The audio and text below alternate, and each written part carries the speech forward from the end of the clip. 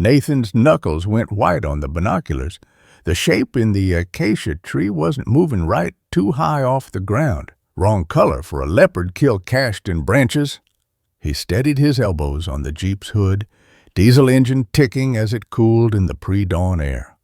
Grayhide, vertical, suspended. His stomach dropped.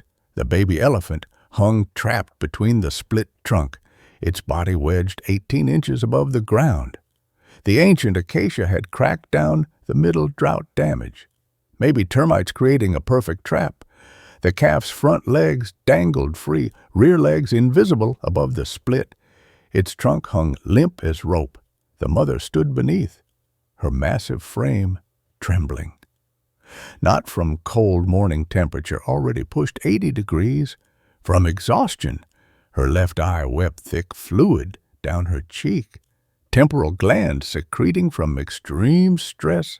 She swayed forward and back, the hypnotic motion of the desperate. Nathan grabbed his radio, then hesitated. Michael's new protocols were explicit: no intervention. Document only, let nature take its course. But this wasn't nature, not exactly. That tree should have fallen completely, should have released whatever it caught. This half-death, this suspended suffering. Movement in the yellow grass caught his eye. Two shapes, bellies low, patient, lions. Of course, they always knew when death was taking its time. The mother elephant must have sensed them too. She turned, positioning her body as a wall between the predators and her trapped calf. Her ears flared wide warning display, but she wouldn't leave to chase them. Couldn't. Nathan had seen elephant mothers stand guard over dead calves for days, refusing to accept what was obvious to everyone else. Except this calf wasn't dead. Through the binoculars, Nathan saw its ribs expand, shallow, irregular, but there, breathing. The mother knew it too. Every few seconds, she reached up with her trunk, touching the calf's face with infinite gentleness. The touch of checking still warm, still mine, still possible. Nathan keyed the radio. Base, this is Nathan. I need... What permission that wouldn't come? Help that was forbidden. He released the button. The calf's eye opened, just a slit, but enough to see the white rolling back. Pain or delirium? Maybe both. How long had it been hanging there? The mother's feet had worn a deep track in the earth below hours of pacing. All night, probably. She tried again what she must have tried 100 times. Wrapped her trunk around the calf's neck, pulled with desperate strength.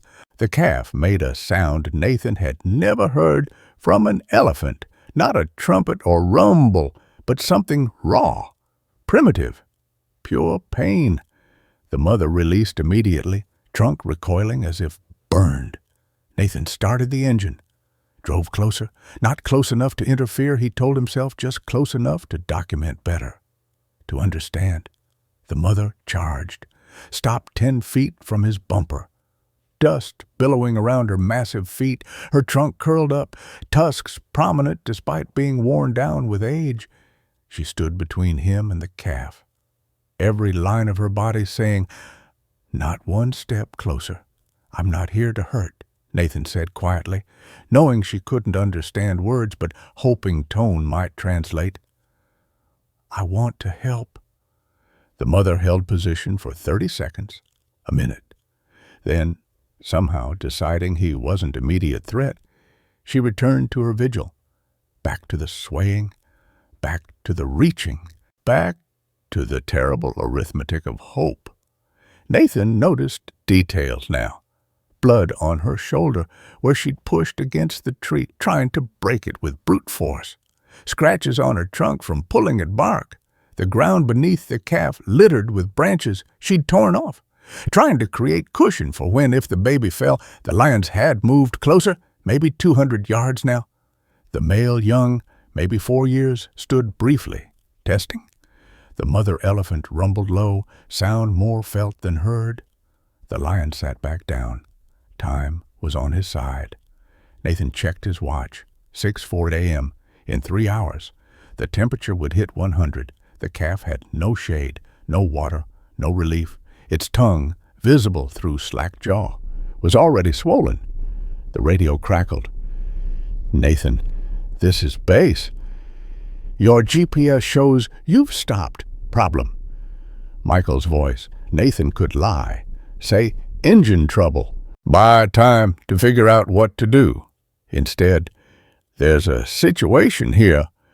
"What kind of situation?"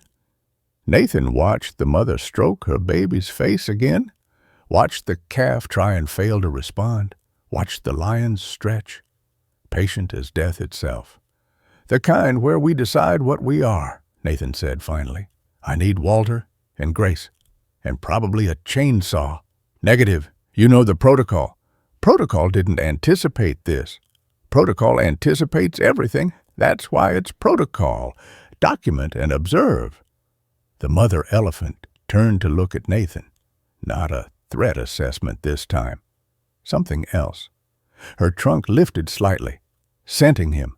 Her eyes, ancient, intelligent, desperate, held his. Nathan had seen that look before. Different species, same expression. Sarah in the hospital, holding their stillborn daughter, looking at doctors who said there was nothing more they could do. The look that said, "You have power I don't have. Use it, please." Nathan acknowledged. He set down the radio, pulled out his field journal instead, wrote, "Day 1, 50 hours. Juvenile elephant trapped in split acacia. Approximately 3 months old, mother present. Physical intervention may be only option for survival." Then below that, "Some things break us. Some things break us open, still learning difference." The sun climbed higher, painting the savanna gold. The calf's breathing grew shallower. The mother's swaying never stopped. And Nathan sat in his Jeep, caught between regulation and conscience, between his promise to follow rules and Sarah's voice in memory. The only real sin is having power to help and choosing not to. He picked up the radio again. This time, different channel. "Walter, you there?" Static. Then gruff voice. "Bit early for social calls?" "It's not social. I need you at grid reference." Nathan rattled off coordinates. "And Walter, bring chains, heavy ones." "Boy, what are you planning?" Nathan watched the mother elephant try once more to reach her calf, watched her fail, watched her try anyway. "I'm planning to remember who I used to be. That'll cost you your job. Some things cost more to keep than to lose." Long pause. 20 minutes. Nathan switched back to main channel. Michael was calling, demanding response. Nathan turned the radio off, picked up his camera, started documenting. Not for the Bureau, not for science, for the record of choosing, for the proof that sometimes protocol is just another word for fear. The mother elephant had moved closer to his vehicle, not aggressive now, just closer, as if recognizing an ally, or maybe just too exhausted to maintain defensive distance. Her trunk hung low, occasionally lifting toward her calf, then dropping again. The universal geometry of grief: reach, fail, reach again. Nathan saw it then, movement on the horizon, not Walter's vehicle too far away still. The dust cloud was massive, moving with purpose, through binoculars. He counted 5, 10, 15 elephants. The herd, coming from the eastern range. Word had somehow spread, subsonic calls humans couldn't hear, messages Nathan's instruments couldn't measure. They were coming for one of their own. The mother saw them too, lifted her trunk high, calling. The sound she made wasn't triumph or relief. It was something more complex, plea and warning and promise combined. Come, but carefully. Help, but gently. Hope, but barely. Nathan realized he was witnessing something most researchers never saw. Not just elephant distress, but elephant emergency response, the community mobilizing for crisis. He thought of his mother's last call, You can't hide forever in that wilderness. Nathan, Sarah wouldn't want, but maybe this was exactly what Sarah would want. Not hiding, but finding, not avoiding life, but discovering it in unexpected places. Even here, especially here, in the space between heartbreak and hope. The lions had noticed the approaching herd. They slunk back into taller grass, not gone, never gone, but waiting for better odds. The mother elephant did something that stopped Nathan's breath. She walked to his jeep, stood beside it, close enough that he could have touched her through the window. She wasn't looking at him. She was looking at her calf, but her proximity felt deliberate, like she understood that his presence meant something, that his being here changed the equation somehow. Before we continue, please leave a like and subscribe. Let me know which city you're watching from. Now, let's get back to the story.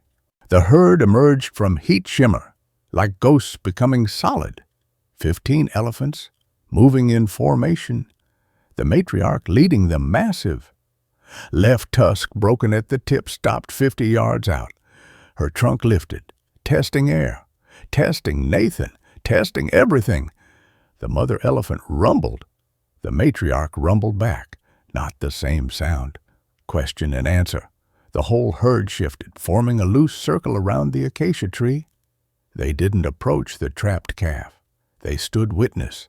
Nathan's shirt clung wet between his shoulder blades. The temperature gauge on his dashboard read 93 degrees. 7:15 a.m. Walter's Land Cruiser appeared. Wrong-sounding engine, coughing blue smoke. He parked beside Nathan's Jeep. Didn't get out immediately. Through the dusty windshield, Nathan saw him studying the scene. Calculating, Grace Mitchell's pickup followed close behind. She emerged first, medical bag in hand, moved with the economy of someone who'd worked too many emergencies. Her eyes tracked from calf to mother to herd. She whistled low through her teeth. "That's Queen," Walter said, finally stepping out.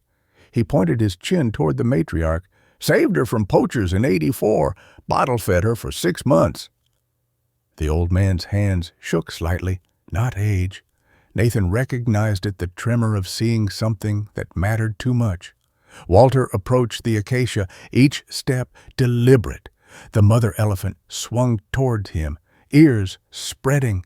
He stopped, spoke in Swahili, then something older, Ma language. The mother's ears relaxed fractionally. Grace had binoculars trained on the calf. "See the left eye pupils blown? Pressure on the brainstem, maybe 2 hours before permanent damage." Nathan's radio crackled. He'd forgotten to turn it completely off. Michael's voice leaked through. "Immediate response required. Nathan, acknowledge, or I'm sending—" Walter took the radio from Nathan's hand, switched it off, pocketed it. "Some conversations don't need having." Tom Kirby's motorcycle appeared, dust trail rising vertical in the still air. The Maasai liaison dismounted, pulling off his helmet, studied the trapped calf, the waiting mother, the assembled herd. "My grandfather told me about this tree," Tom said. "Lightning struck it in 1960. Kiku. Should have died. Didn't. The elephants rubbed medicine plants into the burned bark. Saved it." Grace checked her watch against the sun's position. "We pull that split wider. The whole tree might come down. Crush the calf." "We don't pull it. Calf dies anyway," Walter said. The mother elephant had returned to her position beneath the calf. Her trunk reached up, touched the baby's face. The calf's eye, the good one, opened slightly, looked directly at Nathan. He'd seen that look before. Sarah's eyes in the hospital bed after the rhino attack, still conscious, spine shattered, knowing what came next, the look that asked nothing and forgave everything. Nathan's hands found the chain in Walter's truck bed. Rust flaked off under his fingers. "What's the weight limit on this?" 3 tons. Maybe. The calf couldn't weigh more than 200 pounds. But the tree, 200 years of growing, roots deep as history. A new sound. Nathan turned. Michael Brennan's official parked vehicle crested the rise, moving fast. Too fast. Behind it, 2 more vehicles. Nathan recognized the markings. Government plates. Walter spat in the dust. Boy brought reinforcements. Michael's vehicle skidded to a stop. Dust clouded it thick, settled on Nathan's tongue. Copper taste. 3 doors opened simultaneously. Michael emerged first, satellite phone pressed to his ear. Behind him, 2 men in Kenya Wildlife Service uniforms. One carried a clipboard, the other a rifle. Step away from the tree, Michael said, lowering the phone. His khaki shirt showed dark circles under both arms despite the early hour. Walter didn't move. This is Maasai land, 3 meters past park boundary. Michael pulled out his GPS unit, checked. His jaw muscle flexed. 2.7 meters inside park boundaries.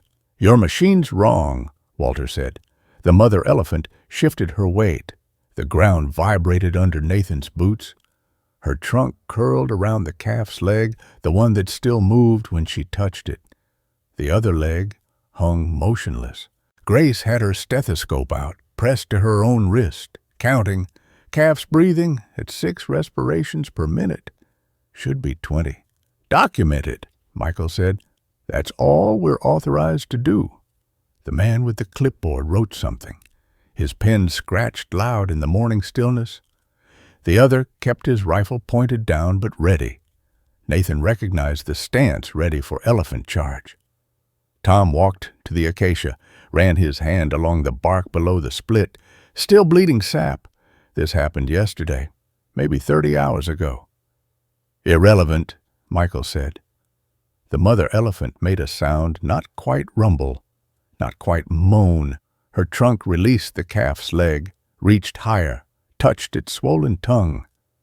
The calf didn't respond. That's Queen's daughter, Walter said, nodding toward the mother. I know every notch in her ears. 3 years ago, she stood between my truck and a cobra, 12-foot cobra. Killed it, saved my life. Michael's phone rang. He answered, walked away from the group. Nathan caught fragments. Yes, sir? Liability issues? International observers? Grace approached the calf's mother slowly. Medical bag open. The elephant watched, but didn't charge. Grace knelt, pulled out a syringe. If I can sedate the calf, reduce its stress response. You inject that animal, you're fired. Michael called over his shoulder. Grace's hand steadied the syringe, drew medication from a vial. Some things matter more than jobs. The rifle-carrying officer stepped forward. Mrs. Mitchell, please don't make this difficult. Queen's herd had moved closer. 20 tons of elephant flesh forming a wall. The matriarch's trunk swung like a pendulum, counting time, measuring patience. Nathan saw it happen. The calf's good eye rolled back, stayed white. The mother saw it too. She backed up 3 steps, lowered her head, charged the tree. 4,000 pounds of force. The acacia shook, leaves fell like rain. The split widened half an inch. The calf screamed, not a trumpet, not an elephant sound. Something that bypassed the ears, went straight to spine. Nathan's molars ached from clenching. The mother backed up again. She'll kill it, Michael said. Trying to save it. She'll kill it. Walter grabbed the chains from his truck. Then we better work fast. Michael stepped between Walter and the tree. I have direct orders from Nairobi. No intervention. This is a natural event. Natural. Tom laughed. Bitter. That tree's got bullet holes from 1970. Poacher bullets. Made it weak. Humans did this. The clipboard man kept writing, recording everything. Evidence for later, for investigations, for people who'd never stood in dust, watching something die slowly. Grace stood, syringe still in hand. Michael, your daughter, You told me about her, born premature. Michael's face changed. That's not relevant. 26 weeks, right? Doctor said, let nature decide. Stop. But you didn't. You demanded intervention. Every intervention. That was different. How? Michael's phone rang again. He didn't answer. It kept ringing. The mother elephant tried again, wrapped her trunk around the calf's chest, pulled. The sound of tissue tearing. Blood appeared on the calf's side, where bark had worn through a hide. Nathan picked up the chain. Rust flaked onto his palms. Walter, your truck's got a winch. Old one might work. Might's better than nothing. Michael pulled out his radio. This is Brennan. I need backup at grid 774. Static. Then, sir, all units are at the eastern border. Poaching incident. Send someone. No one available for 3 hours, sir. The lions had returned. Nathan counted 3 now. They'd found confidence in numbers, or desperation in hunger. The male stood, took 5 steps forward, froze. Queen had seen him. The old matriarch's head turned. She trumpeted not warning, but promise. The sound rolled across the plain like thunder. The lion retreated, but not far. Nathan hooked chain to Walter's bumper. The metal was hot already, burned his palms. Grace, if we pull the tree apart, can you get the calf out? If it doesn't crush him first, if we do nothing. Grace looked at her watch. Hour, maybe less. Michael's rifle-carrying officer raised his weapon. Not at the elephants, at the sky. Warning shot. The elephant scattered, all except the mother. She stood her ground, body pressed against the tree, shielding her calf. Tom sang something in Ma, quiet, rhythmic. The mother's ear turned toward him, listening. What are you singing? Nathan asked, asking forgiveness for what we're about to do. Michael's phone buzzed. Text message. He read it, face paling. Showed it to his officers. They lowered their clipboard and rifle. The president's wife, Michael said. She's watching a live stream. Someone's filming this. Nathan turned. A white Land Cruiser parked on the ridge. Sun glare on lens glass. Someone had been documenting everything. She wants us to save it, Michael continued. Direct order? Walter laughed dry, hoarse. Democracy through Facebook. This is still wrong, Michael said. Intervention compromises the integrity of... The calf stopped breathing. Nathan saw it. The chest stopped moving. The mother saw it too. Her trunk searched for breath from the calf's trunk.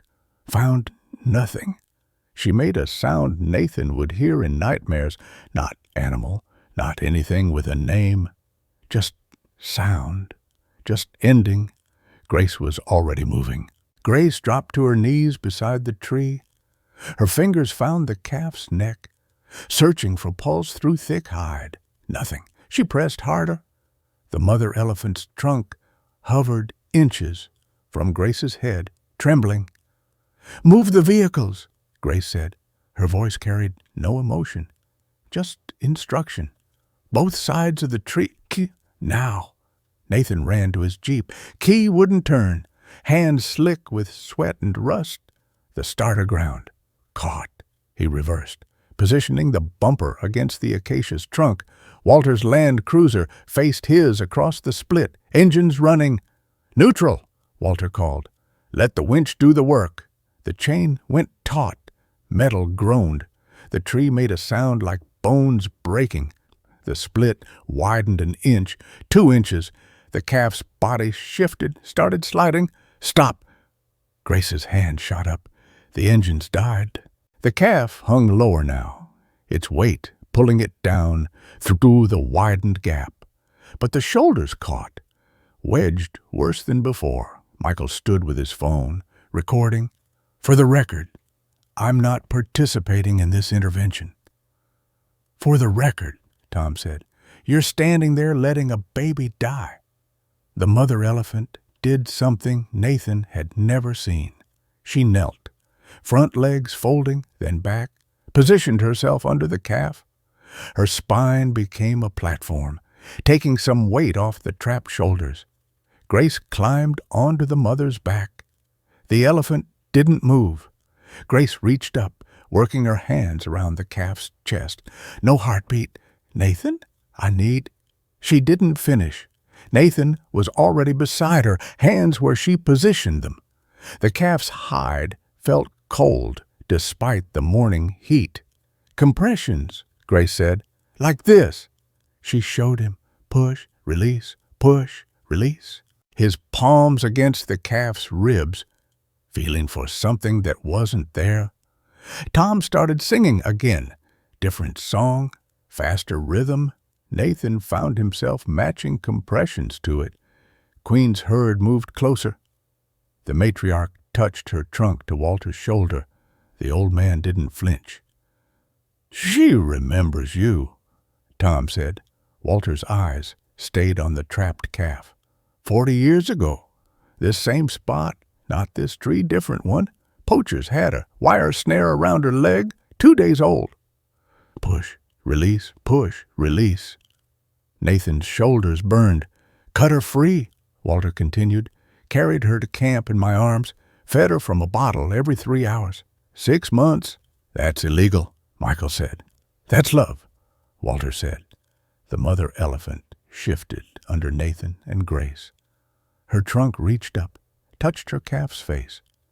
The tenderness in that touch, Nathan's throat closed. "Wait," Grace said. "Stop compressions." Nathan's hands lifted. Grace pressed her stethoscope to the calf's chest, her eyes closed, concentrating. "There, faint, but there." The mother's ear flapped forward. She'd heard Grace, or understood the change in tone, or felt something through her spine where the calf rested. "We need it out, now," Grace said, the weight's crushing its organs. Nathan looked at the split, still too narrow. The calf's shoulders were wider than its hips. Physics problem with no solution. "The tree won't spread more without breaking," Walter said. "Then break it," Tom said. "Kills the calf. Doing nothing kills the calf." Michael's officers had moved closer, drawn despite orders. The one with the rifle set it down, pulled off his jacket. "What do you need?" Michael started to speak. Stopped. His phone buzzed again. He looked at it, turned the screen toward Nathan. A photo from the live stream. The calf hanging. The mother kneeling. Grace and Nathan on her back, trying to save what couldn't be saved. 20,000 comments below. "The whole world's watching," Michael said. "The whole world's always watching," Walter said. "Question is what they see," Queen trumpeted. "Not at them. At the horizon?" Nathan turned. Dust cloud. Vehicles. 3 of them. Moving fast.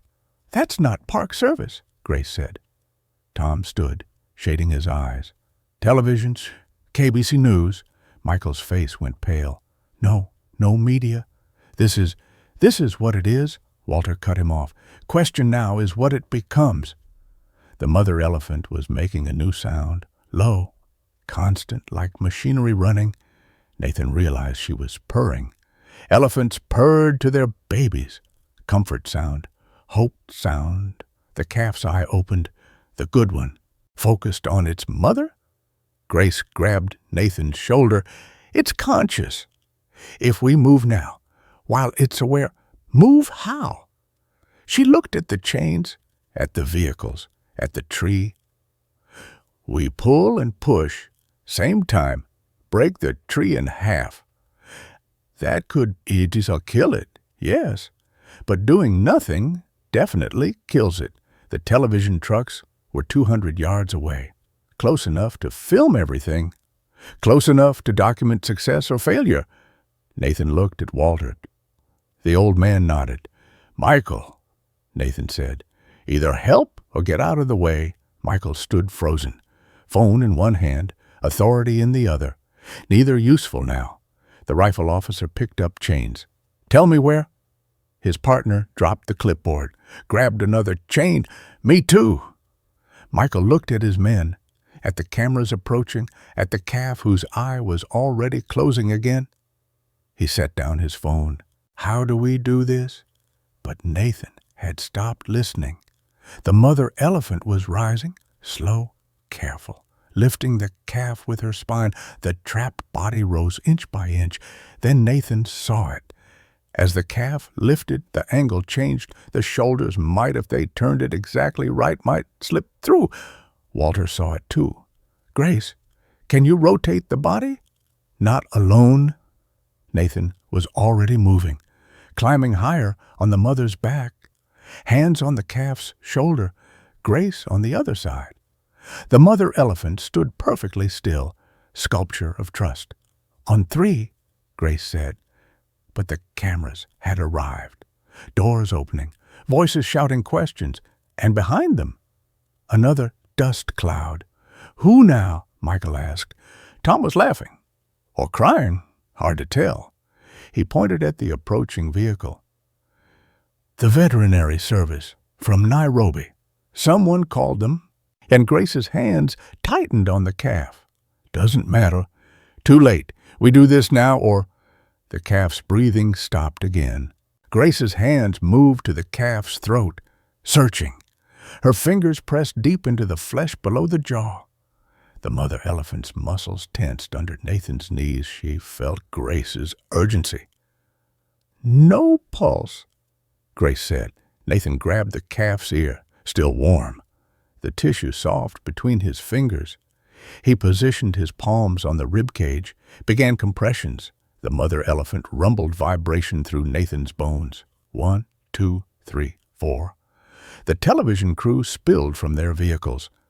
A woman with short gray hair carried a camera on her shoulder, red recording light. Behind her, younger man with boom microphone. They moved like hunters, quiet, purposeful. Keep them back, Walter told Tom. Tom intercepted the crew 20 yards out.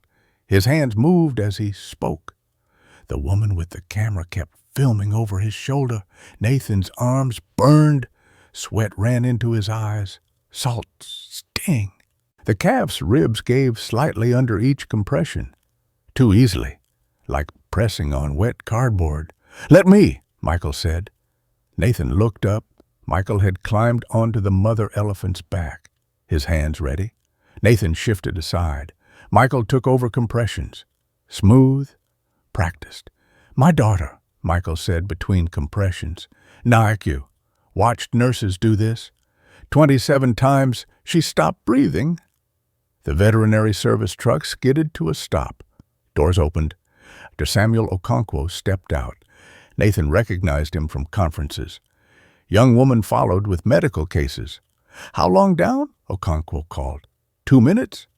Grace answered. Maybe 3. Okonkwo was already moving kits. He pulled out an ambu bag, modified for animals. Keep compressions going. The woman, his assistant, set up IV equipment on a cloth on the ground. Her hand steady despite the crowd forming. More vehicles arriving, park service, tour companies, who'd heard radio chatter. Step back, Okonkwo said to the camera crew. They didn't move. Queen's herd had formed a semicircle, watching. The matriarch's trunk swayed, counting seconds or praying. Nathan couldn't tell the difference. Okonkwo climbed up beside them. The mother elephant's eye tracked him, white showing around the iris. But she held still. On my count, stop compressions, Okonkwo said. He positioned the ambu bag over the calf's trunk. 3, 2, 1. Michael's hands lifted. Okonkwo squeezed the bag, air forced into the calf's lungs. The chest rose, fell, rose again with the next squeeze. Nephrin, Okonkwo said. His assistant passed up a syringe. He found a spot on the calf's neck. The needle went in. Plunger down. Resume compressions. Michael started again. His shirt soaked through, face red with effort. The camera woman had moved closer. Tom, no longer stopping her. The red light steady, recording everything. "This is Emily Ross," the woman said quietly to camera. "We're witnessing an unprecedented rescue attempt. Park rangers and veterinarians working to save a baby elephant trapped for over 30 hours. Walter spat. "Vultures." "Witnesses?" Tom corrected. "Sometimes same thing."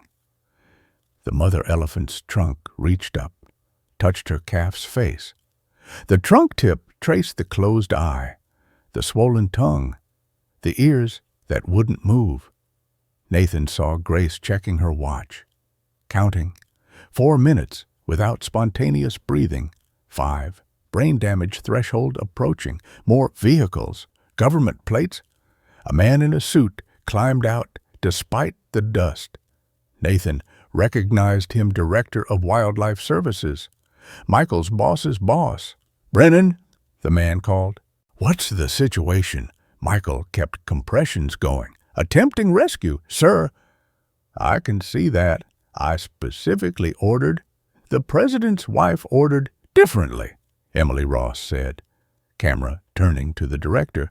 "Would you like to comment on why your department initially refused to help?"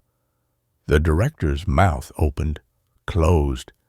He walked back to his vehicle, pulled out his phone. Queen trumpeted, long, low. The sound rolled across the plain. Other elephants answered, not just her herd. Somewhere distant, more elephants calling. "They know," Tom said. "All of them know." Okonkwo squeezed the ambu bag again and again. The calf's chest moved, but only with the forced air, no independent breath. "How long do we continue?" Grace asked. "Until we can't," Okonkwo said. Nathan's legs were going numb from kneeling on the mother's back. He shifted, felt wetness, looked down. The mother elephant was crying, temporal gland secretion running like tears. "Nathan," Grace said, "your hands." He looked, blood on his palms. The rust from the chains had cut deep. He hadn't felt it. Grace passed him gauze. He wrapped his hands. The white turned red immediately. 6 minutes. Michael's compressions were slowing, fatigue winning. Nathan moved to take over. Michael shook his head, kept going. "There," Okonkwo said. "Did you see that?" Nathan hadn't seen anything. The ear, it moved. They watched. The calf's left ear. Nothing, nothing. Then a twitch. "Continue compressions," Okonkwo said. He prepared another syringe, different medication. "Atropine sometimes helps." The needle went in. More waiting, more compressions, more forced air. The tour vehicles had formed a circle, people standing on roofs for better view, phones out, recording, sharing, making this moment eternal. 7 minutes. The mother elephant shifted. First movement since they'd started. She turned her head, looking back at her calf, at the humans on her back trying to save it. Her eye met Nathan's. He'd never believed animals could communicate complex thoughts. Sarah had. She'd said elephants had language humans just couldn't decode. Nathan always thought that was projection, anthropomorphization. But this elephant's eye said everything. "Please, try. Don't give up. Please." "Wait," Grace said. "The tongue." The calf's tongue had been swollen, protruding. Now it pulled back slightly. The throat moved, swallow reflex. "Stop compressions," Okonkwo said. Michael's hands lifted. Everyone waited. Nathan could hear his own heartbeat, could hear cameras clicking, could hear the mother elephant breathing. The calf's chest rose. Tiny movement, but independent. No ambu bag, no compressions, just life trying again. Another breath, stronger. The mother's trunk touched her baby's chest, gentle, feeling the rise and fall. "We need it out of the tree, Okonkwo said. "Now, while it's stable." Nathan looked at the split, still too narrow, the shoulders still trapped. "We pull," Walter said. "Risk everything." "Or?" Michael asked. "We cut, chainsaw, risk everything different way." Emily Ross had moved closer. microphone picking up every word. For our viewers just joining, the calf is breathing but still trapped. The rescue team faces an impossible choice. Nathan wanted to grab the camera. Throw it!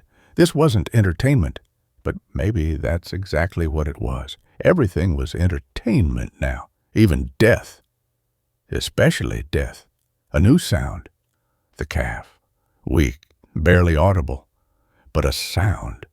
Calling for its mother. The mother elephant responded. Deep rumble that Nathan felt in his chest. She began to stand, slow, careful, lifting the calf higher. No, Grace said.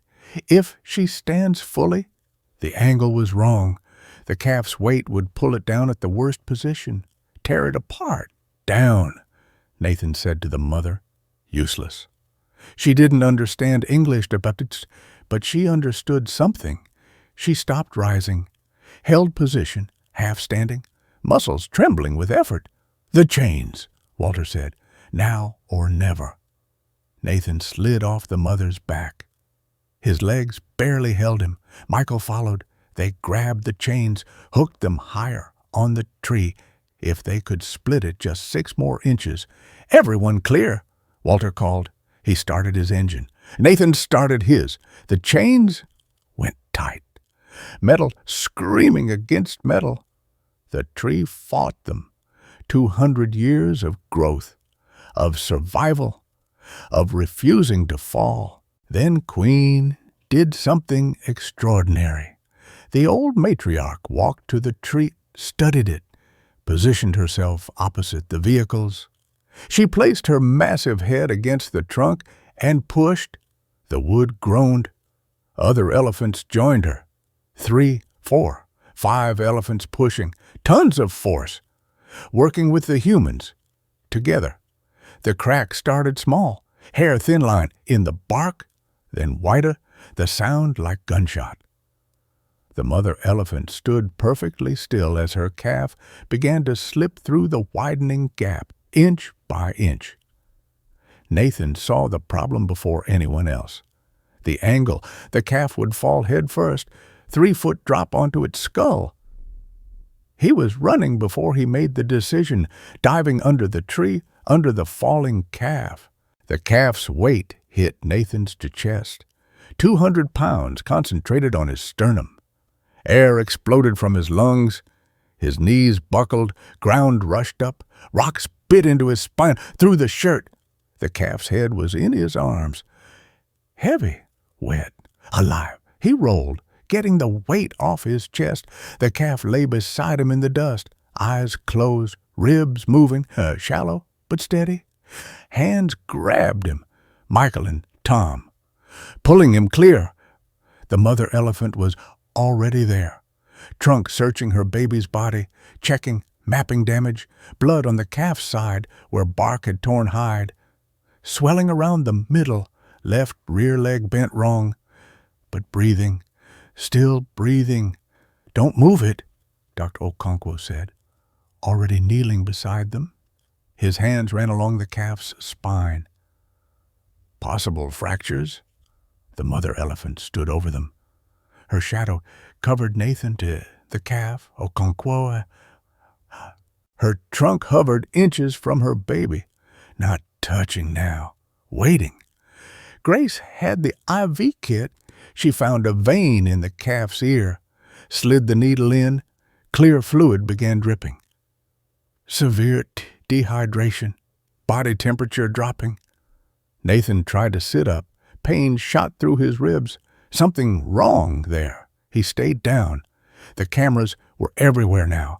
Emily Ross, standing 10 feet away, speaking into her microphone. 3 other crews had arrived, circling like the lions that still waited in the grass. We need space, Okonkwo said. Nobody moved back. Walter stepped forward, stood between the cameras and the calf. Tom joined him. Then then his 2 officers. Human wall. The tree, someone said. Nathan turned his head. The acacia was falling. Slow motion collapse. 200 years ending. Queen's herd backed away as the massive trunk twisted, split completely, crashed down. Dust rose 30 feet. When it settled, the tree lay in two pieces, dead, finished. The calf's eye opened, pupil dilated, unfocused. Its trunk moved slightly, searching. The mother lowered her trunk, let them touch. The calf made a sound weak but unmistakable, recognition. Pulse strengthening, Grace said, her stethoscope on the calf's chest. Heart rate climbing. More vehicles arriving. Nathan counted 12, 15, tourism vans, government vehicles, local Maasai on motorcycles. The whole world condensing on this spot. Brennan, a voice from the newest government vehicle. Nathan recognized it. District Commissioner Patrick Kamau, Michael's ultimate boss. What the hell happened here? Michael stood, dust on his knees, blood on his shirt. The calf's or Nathan's, hard to tell. Emergency intervention, sir. Against explicit orders. Following presidential directive, sir. The president's wife's Facebook post isn't a presidential directive. Emily Ross's camera swung toward Kamau. Red light steady. Commissioner, are you saying the government would have let this baby elephant die? Kamau's face darkened. This is a restricted area. Media isn't authorized. Public land. Emily said, First Amendment protections. This is Kenya, not America. Kenya has freedom of press, too. Article 33 of the Constitution. The calf tried to stand. Front legs pushing, back legs not responding right. It fell. The mother caught it with her trunk, gentle, lowered it back down. Possible spinal compression, Okonkwo said. Need x-rays. Need proper facility. Nairobi, Grace asked. 8 hours by road? Too long. A new sound. Nathan lifted his head. Helicopter, coming from the east. Medical markings visible as it circled for landing. Who called that? Michael asked. Kamau smiled. Cold. I did. To arrest whoever's responsible for this circus. The helicopter landed 100 yards away. Rotor wash throwing dust. 4 men climbed out, not police. Nathan recognized the lead man. To James Buchiri, head of Kenya Wildlife Service Veterinary Unit. Heard you had a situation, Muchiri said. Approaching, he looked at the calf, at the mother standing guard, at the assembled crowd. Jesus. Can you help? Grace asked. Muchiri was already kneeling beside the calf, hands examining. Professional. Quick. Choppers equipped for transport. We can have it in Nairobi in 90 minutes. The mother, Okonkwo said. She won't allow. The mother elephant answered by stepping closer, her front foot inches from Muchiri's knee. Clear message? We sedate her too, Muchiri said. Transport both. That's kidnapping, Walter said. Taking them from their herd? That's medicine, Muchiri replied. The calf dies here, or maybe lives there. Choose. Nathan pushed himself up, ribs screaming, stood swaying. Ask her. Everyone looked at him. The mother? Ask her. She's an elephant, Kamau said. She doesn't understand. Nathan walked to the mother. Each step hurt. He stopped just outside trunk range, pointed at the calf, then at the helicopter, then at the calf again. Made a lifting motion with his arms. The mother's eye tracked his movements. Nathan pointed at her, then at the helicopter. Together, gesture. Both going, the mother's trunk reached out, touched Nathan's chest, gentle, exploring, found the spot where ribs were wrong, barely brushed it. Nathan gasped. She pulled back, made a sound, not rumble, not trumpet, something between. She knows he's hurt, Tom said. She smells his pain. And Nathan pointed again.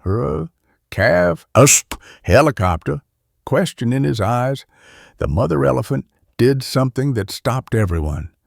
She walked to the helicopter, slow, purposeful, stood beside it, looked back at her calf, waited. That's answer enough, Muchiri said. Let's move. They improvised a stretcher from canvas and poles, 6 men lifting together, the calf's weight distributed. Nathan tried to help. Michael pushed him back. "You've done enough." "Not yet." The mother followed the stretcher, trunk touching the calf constantly. The calf's eyes staying on her, locked together. Nathan recognized that look, Sarah and their daughter. Those 3 days in NICU before the helicopter crew had a sling ready, designed for animal transport, the calf went in scared, calling for mother. "Sedate her now," Muchiri said. Okonkwo prepared the dart, large dose, elephant-sized. "This is risky. Her age, the stress." "Everything's risky," Muchiri said. The dart gun fired. Soft pop. The dart hit the mother's shoulder. She flinched, looked at where it hit, looked at her calf being loaded into the helicopter, made a decision. Walked to the helicopter door, stood waiting. 30 seconds. 60. Her legs began to wobble. "Guide her down," Muchiri commanded. 8 men, hands on her side, controlling the fall, 4 tons of elephant lowering to earth. She landed on her side, breathing deep, eyes still open, watching her calf. "How do we load her?" Michael asked. "Crane," Muchiri said. "Called one from Nairobi. 20 minutes out." The crowd had grown. Nathan estimated 100 people. Cameras, phones, children on father's shoulders, watching history or disaster. Same thing, maybe. Queen's herd stood apart, waiting. The matriarch's trunk swaying. Tom approached her, spoke in Ma. She rumbled back. "What did you tell her?" Nathan asked. "That we're trying, that her daughter will come back. Will she?" Tom looked at the sedated mother, at the injured calf, at the helicopter, waiting. "Would you lie to save hope?" Before Nathan could answer, Emily Ross was there, microphone in his face. "You risked your life diving under that calf. Why?" Nathan looked at the camera, at the red light, at the 1,000 people who would watch this. "My wife would have—" "Your wife, she died 3 years ago, saving an animal, and you're following her example." Nathan felt his ribs, broken, at least 2. "No. Finding my own. Can you elaborate?" "No." He walked away, toward Walter's truck. Needed to sit, needed water, needed Sarah not to be dead. The crane arrived. Industrial, yellow, wrong for this place. They rigged straps under the mother elephant. 6 straps. Distributing weight, the crane's engine roared. She rose. Unconscious, massive, impossible. They swung her toward a flatbed truck that would carry her to a cargo plane. The calf would go in the helicopter, separated but both heading same place. "Nathan." He turned. Michael stood there, held out an envelope. "What's this?" "Termination letter. Effective immediately." Nathan took it, didn't open it. For saving the calf, for violating 16 protocols, for encouraging others to violate protocols, for causing an international incident, for doing the right thing. The right thing? Michael's voice cracked. "You know what happened after my daughter survived cerebral palsy? Seizures? She can't walk, can't speak, lives in constant pain." "But she lives." "Does she? Or do we just tell ourselves that—" Nathan had no answer. Some questions didn't have answers. The crane lowered the mother elephant onto the truck. Secured her. The truck started moving. Slow. Careful. Precious cargo. The helicopter engine started. The calf inset. Okonkwo with it, monitoring. Then Nathan saw something that made his blood stop. The calf's breathing had changed. Rapid. Too rapid. Its eye rolling white. "Wait!" he shouted, but the rotors were too loud. Nobody heard. The helicopter began to lift. Nathan ran toward the rising helicopter. his broken ribs stabbed with each stride. The rotor wash hit him dust, dried grass, the taste of motor oil. He waved both arms, shouted, voice lost in the engine roar. The helicopter rose 10 feet, 20, banking east toward Nairobi. Grace saw him. Her face changed. She grabbed Muchiri's arm, pointed at Nathan. Muchiri spoke into his headset. The helicopter stopped climbing, hovered at 50 feet, then began descending. Nathan's knees gave out. He dropped to all fours, breath coming in gasps, each inhale bringing glass-sharp pain. The helicopter touched down, engine still running. The side door slid open. Okonkwo's face appeared, white, panicked. "It's seizing," he shouted over the rotors. Nathan forced himself up, stumbled to the helicopter, climbed in. The calf lay on its side in the sling, legs rigid, extended, tremoring, foam at the corners of its mouth, the eye only white showing. "How long?" Nathan asked. "Started just as we lifted," Okonkwo said, his hands working, drawing medication into syringe. "Diazepam should stop the seizure." He injected. They waited. The tremoring continued. "More?" Nathan asked. "More will stop its breathing." The tremoring intensified. The calf's head banged against the sling's metal frame. Nathan grabbed it, held it steady. Blood from his torn palms smeared on the gray skin. Then nothing. The tremoring stopped. The rigid muscles went slack. The calf lay still. Okonkwo's fingers searched for pulse. Stethoscope on chest. No heartbeat. Nathan's hands moved without thought. Compressions. The small chest gave under his palms. Too soft. Too still. 2, 3, 4. "Nathan," Okonkwo said. "It's gone." Nathan kept compressing, his ribs screaming, sweat running into eyes. "Nathan, stop. No." Grace climbed into the helicopter, put her hand on Nathan's shoulder. "It's been too long. No oxygen to the brain for—" I said no. Michael appeared in the doorway, saw the still calf, Nathan's bloody hands pushing on its chest. "Let it go." Nathan's vision blurred. Salt sting, or something else. Sarah's voice in memory. "Never give up on something that's trying to live." But the calf wasn't trying, wasn't anything, just meat cooling in the morning heat. He kept compressing anyway. The truck carrying the mother elephant had stopped nearby, the sedative wearing off. She was trying to stand, falling, trying again, calling for her calf.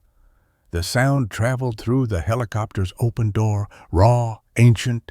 "She knows," Tom said from outside. Nathan's arms shook, muscles failing. Michael climbed in, moved Nathan aside, took over compressions. Smooth, mechanical, hopeless. "Oh, why?" Nathan asked him. "Because you're right. We try until we can't." 2 minutes, 3, 4. The mother elephant had managed to stand, swaying, fighting chemistry. She took one step toward the helicopter, another. The men tried to stop her. Well, she pushed through them, gentle but unstoppable. She reached the helicopter door. Her trunk entered, found her calf, touched its still face. Michael stopped compressions. "I'm sorry." The mother's trunk moved to the calf's trunk. Did something Nathan had never seen. She sealed her trunk tip over the calf's smaller trunk, created airtight connection, then breathed. Deep breath in, out. "She's trying to—" Grace started. "Impossible," Okonkwo said. "Elephants don't—" The mother breathed again, harder, her whole body working like bellows, forcing air into the calf's lungs through its trunk. Nathan saw the calf's chest rise, forced expansion, then fall. The mother kept going, breath after breath. "My God," Muchiri whispered. 1 minute, 2. The mother never stopped. Her own breathing labored, still weak from sedative, but continuing. Nathan found himself matching her rhythm. Inhale when she inhaled, Exhale when she exhaled, his broken ribs protesting. Ignored. 3 minutes. The mother pulled back, the trunk releasing. She made a sound Nathan had never heard from any animal. Grief made audible. The helicopter walls seemed to vibrate with it. She touched her calf's face one more time, then backed away, turned, began walking toward Queen's herd, slow, unsteady, leaving. "Wait," Grace said. "Did you see?" The calf's chest, tiny movement, could be residual, could be imagination. Another movement, definite this time. "It's breathing," Grace said. The mother elephant stopped walking, turned her massive head, trunk lifting, scenting the air. The calf's eye opened, unfocused, but open. The mother trumpeted, not grief now, something else. She turned, moved back to the helicopter faster than seemed possible for her drugged state. Nathan slid out of the way as she reached in. Her trunk found the calf, touched everywhere, checking, confirming. The calf's trunk lifted weakly, found hers. They intertwined. "Impossible," Okonkwo said again. 4 minutes without oxygen. The brain damage. "Check," Nathan said. Okonkwo examined the calf. Pupils, reflexes, responses. His face changed from skeptical to amazed, reactive, alert, no obvious deficit. "How?" "Elephants have different physiology. Maybe the trunk breathing maintained just enough oxygen. Maybe the seizure created some protective state. Maybe—" He stopped. "I don't know." The calf tried to stand. Weak, uncoordinated, but trying. The mother rumbled, encouragement, promise. The calf responded with its own sound, soft, but alive. "We still need to transport," Muchiri said. "The injuries." The mother backed away from the helicopter, stood waiting. Clear message, wherever the calf went, she went. "Sedate her again," Michael asked. "Too dangerous," Okonkwo said. "2 doses that close together. Then she walks," Nathan said. "We drive slow, she follows. That's 8 hours to Nairobi, then 8 hours." Kamau had arrived, face red with heat and anger. "This is absurd. We're not holding a parade for an elephant." Emily Ross's camera turned to him. "Commissioner, this elephant just performed what appears to be CPR on her calf. The world is watching. What message does Kenya want to send?" Kamau looked at the camera, at the crowd now exceeding 200, at the mother elephant standing guard over her wounded calf. His political mind calculating. "We do whatever necessary to save them both," he said. They modified the plan. The calf would go in the truck, more stable than helicopter. The mother would walk alongside. Escort vehicles front and back, moving at elephant pace. Nathan climbed down from the helicopter, legs shaking, ribs on fire. Walter caught him before he fell. "Hospital for you," Walter said. After what?" "After I see this through." They loaded the calf onto the truck bed, IV running, Okonkwo monitoring. The mother walked beside, trunk touching the calf constantly through the truck's slats. The convoy began moving, 5 miles per hour, the mother matching pace perfectly. Queen's herd following at distance, not interfering, but present. Nathan rode in Walter's Land Cruiser, each bump sending lightning through his chest. Grace beside him, checking his ribs. 3 broken, maybe 4. Felt worse? When Sarah died, the convoy moved through the afternoon heat.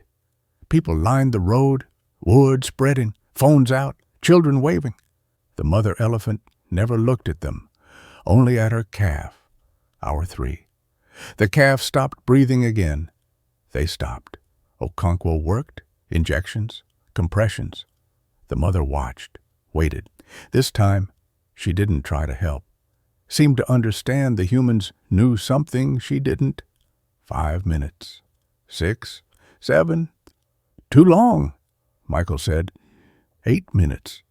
Nathan climbed from Walter's truck, walked to the flatbed, climbed up beside the calf. His hands found the small chest, began compressions. "Nathan, it's over," Grace said. He kept pushing, felt something shift in his own chest, not ribs, something deeper, the thing he'd kept frozen since Sarah. 9 minutes. The mother reached through the slats, touched Nathan's hands as they compressed, gentle. Her eye met his. She was telling him something. The mother's trunk stayed on Nathan's hands, warm, rough skin against his torn palms. Not stopping him, not helping, just there, 10 minutes, without heartbeat. Nathan's arms shook. Sweat dropped from his chin onto the calf's still chest. His broken ribs ground against each other with each compression, white spots at the edge of vision. "Enough," Okonkwo said. Nathan felt the mother's trunk press slightly. Message unclear. Stop, continue. He looked at her eye. Brown, bloodshot, wet. His hands kept moving. 11 minutes. The crowd along the road had gone silent. Even the children. 200 people watching death win again. "Nathan!" Grace climbed onto the truck bed. "You need to stop. Your ribs." Blood had soaked through his shirt. His own didn't matter. The mother pulled her trunk back through the slats, walked to the front of the truck where the calf's head rested.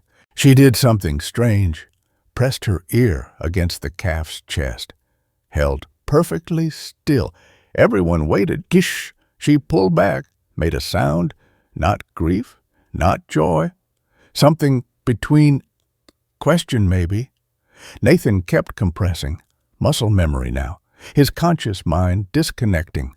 The mother moved to the calf's rear legs, used her trunk to lift one leg, let it drop, lifted again, dropped. The limb flopped lifeless. She moved to the other rear leg, same process, lift, drop. "What's she doing?" Michael asked. "Checking," Tom said from beside the truck. "My grandfather saw this once, elephant testing, if calf was really dead or—" The leg twitched, not from the mother's manipulation. Independent movement, small, but real. "Stop compressions," Okonkwo ordered. Nathan's hands lifted. Everyone leaned in. Nothing. Then the calf's stomach expanded, barely visible. But there, another breath. "Stronger!" "Core temperature," Grace said, grabbing her thermometer. "It's low, really low, like hibernation." "Elephants don't hibernate," Michael said. "This one did," Okonkwo said, his stethoscope on the calf's chest. Heartbeat, slow but steady. The mother trumpeted, long, loud. The sound rolled across the savannah. Queen's herd answered. Then, from somewhere distant, more elephants. Different herd, all calling. "They know," Tom said. "Somehow they all know." The calf's eye opened. Pupil contracted in the bright sun, focused on its mother, made a sound weak but unmistakable. "Hello?" Nathan slid down from the truck bed. Legs gave out. He sat in the dirt, back against the tire, breathing hard, each breath bringing broken glass pain. Michael knelt beside him. "You saved it." "No, she did." They both looked at the mother elephant. She had her trunk through the slats again, touching her calf everywhere, checking, confirming. "My daughter," Michael said, voice different, quieter. "When she was born, 26 weeks, the doctor said her brain wasn't developed enough. Said intervention would only prolong suffering." Nathan waited. "I made them try everything, every machine, every drug, every surgery. She lived, but—" Michael's voice caught. "She screams at night. Pain we can't locate, can't stop. 7 years old, and she's never spoken, never walked, never looked at me with recognition. But she lived. Did she? Or did I just refuse to let her die?" The mother elephant had moved back to walk beside the truck as it started forward again, her trunk never leaving the calf. "You couldn't know," Nathan said. "Neither could you. With this calf, could have ended up brain dead, suffering. Would that have been kindness? I don't know what kindness is anymore." Michael stood, offered Nathan his hand. "Your termination letter. I'm withdrawing it." "Why?" "Because you were willing to be wrong. That's braver than being careful." Walter's Land Cruiser pulled alongside. The old man leaned out the window. "Nathan, get in." Nathan stood, pain shot from ribs to spine. He walked out to the vehicle, climbed. Tamatet. Walter drove slow, staying with the convoy. "Need to tell you something," Walter said. Nathan waited. "I'm dying." The words sat between them. Nathan looked at Walter's profile, saw what he'd missed. Weight loss, yellow in the eyes, skin loose on the neck. "How long?" "Doctor said 3 months. 6 months ago." "So you're on borrowed time." "All time's borrowed. Just some loans come due sooner." They drove in silence, the mother elephant visible through the windshield. Still walking, still touching her calf. 8 hours to Nairobi. She'd walked 2 already. "Why tell me?" Nathan asked. "Because you need to know something. Sarah's death, you blame yourself." Nathan's jaw tightened. "Don't." "I was there that day. Saw the rhino charge. You were 100 yards away. Couldn't have reached her. I should have. What been psychic, been faster than physics allows. She made a choice. Save the rhino calf. The mother charged. End of story? Not end. She lived 3 days after. And you think those 3 days were wasted? You held her, talked to her, said goodbye. You know what I'd give for 3 days with Martha before the cancer took her. Everything." The convoy had stopped again. The calf was trying to stand in the truck bed, wobbly, weak, but trying. The mother rumbled encouragement. "It's not the same," Nathan said. "No, it's exactly the same. Love, loss, continuing anyway. That elephant." Walter pointed at the mother. "She kept breathing into her dead calf. You kept pushing on its chest, both refusing to accept the obvious. That's not stupidity. That's hope. Hope's just delayed disappointment." Walter laughed, dry, painful sounding. "You're right. And it's also the only thing that makes us more than meat in chemistry."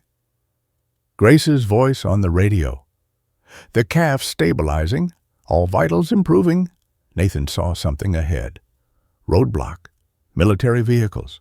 "Soldiers! Now what?" Walter muttered. They stopped. An officer approached Kamau's vehicle. Conversation Nathan couldn't hear. Kamau's arms waving, pointing at the elephant, at the crowd.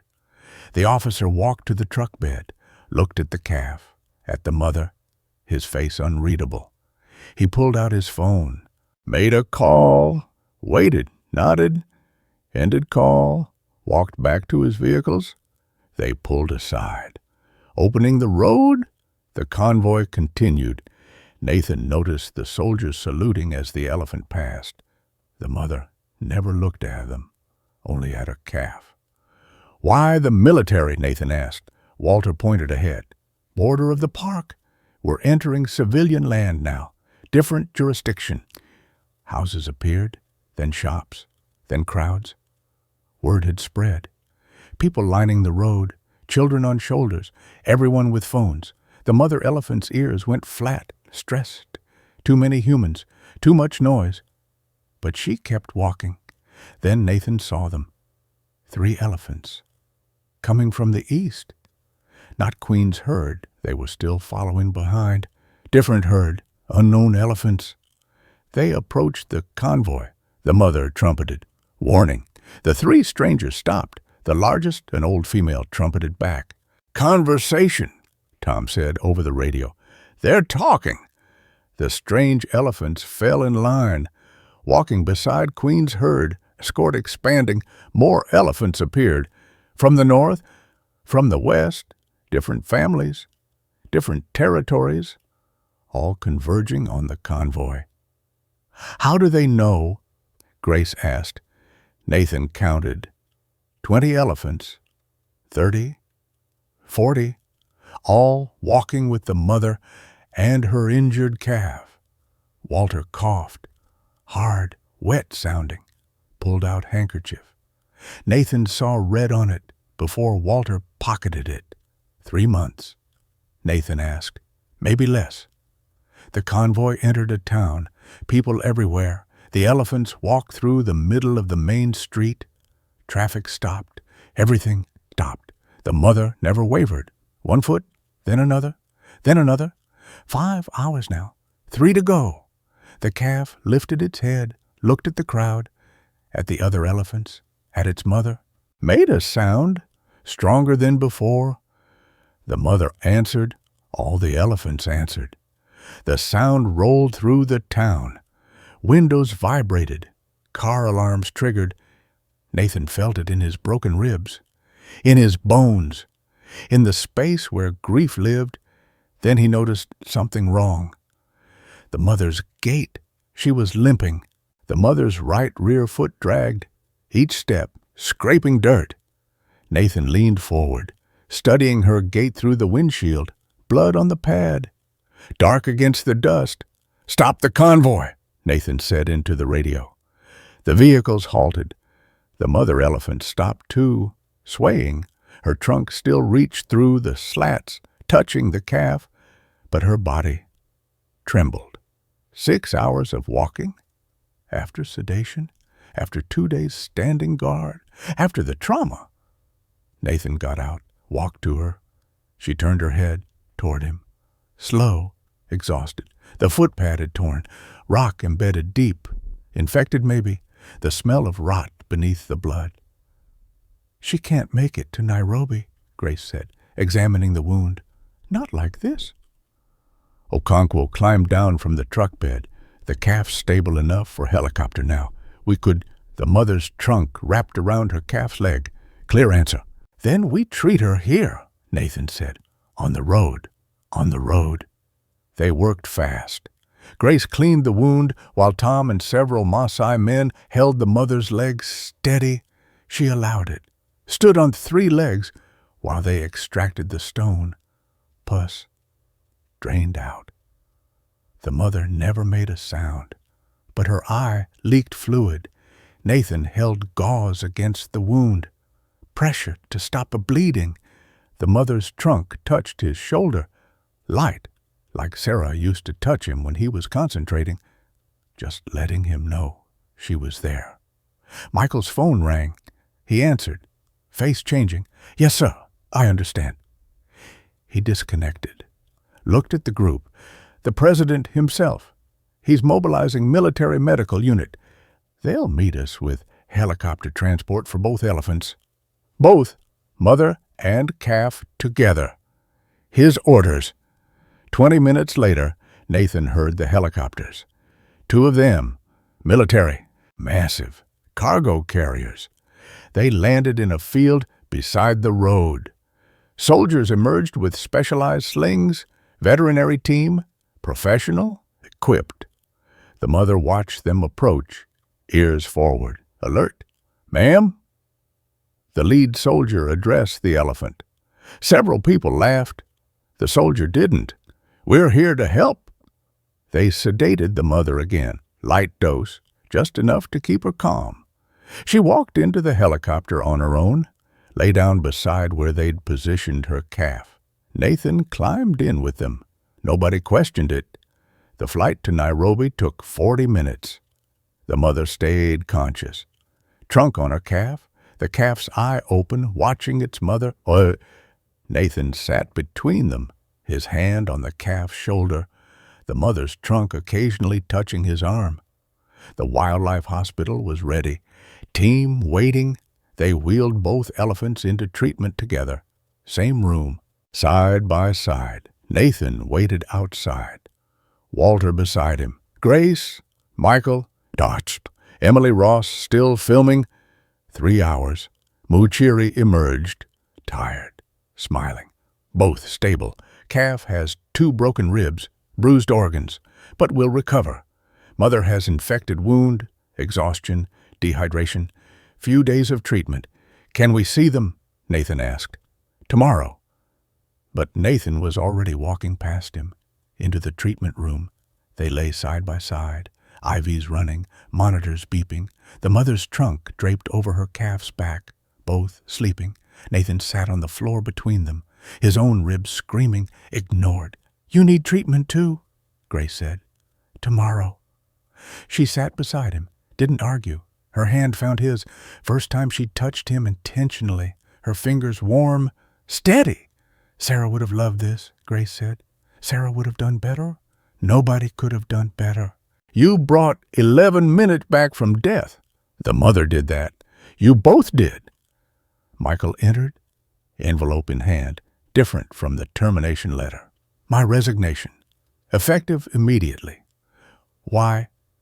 Because I learned something today. I've been managing from fear. Fear of making wrong choices, like with my daughter. He paused. I'm recommending you for my position. I don't want it. Take it anyway. Change the protocols. Find the balance between intervention and nature. Michael left. Walter coughed. That wet sound again. I should go too. Getting late. When's your next treatment? Nathan asked. No more treatments? Just time. Walter left. Tom followed. The room grew quiet, except for monitors and elephant breathing. Emily Ross appeared in the doorway, camera off. The footage! It's already viral. 50 million views. The world's watching these two. The world always watches, rarely helps. This might change that. She left. Nathan and Grace sat through the night. The mother woke twice, each time checking her calf, each time finding Nathan there, each time settling back to sleep. 3 weeks later, Nathan stood at Sarah's grave. First time since the funeral. Grass had grown over the mound. Someone, his mother maybe, had planted flowers. Purple. Sarah's favorite. We saved them, he said to the stone. Mother and calf. Both recovered. Released yesterday back to the herd. Wind through the acacia trees. Same sound as that morning with the trapped calf. Michael was right. I was wrong. The intervention worked this time. Might not next time. No way to know. He paused. Like with our daughter, the doctor said no hope. We tried anyway. She died anyway, but we tried. Footsteps behind him. Grace. She stood beside him, quiet. I'm taking the director position, Nathan said. Good. New protocols. Case-by-case evaluation. Sometimes we intervene. Sometimes we don't. Each decision documented. Each outcome studied. Messy. Life's messy. Walter. She asked. Gone this morning. Peacefully, watching elephants from his porch. They stood quiet. Then Grace took his hand. Dinner tonight? Yes. 6 months later, Nathan parked at the observation point, the same spot where he'd first seen the trapped calf. The tree still lay split, dead, but covered now in bird nests, termite mounds, new life colonizing old death. Queen's herd grazed nearby. The mother elephant they'd started calling her Hope. Though Nathan resisted naming wild animals, watched her calf play. The scar across its middle, visible but healed. It ran with the other calves, stumbled, got up, ran again. Luna, the wild dog who'd adopted Nathan, sat in the passenger seat. She went everywhere with him now, part of the new protocols, emotional support for rangers dealing with trauma. Nathan pulled out paper, wrote, Mom. The rains came. Finally, the drought broke 2 weeks after we saved the elephants. Or they saved themselves, or both.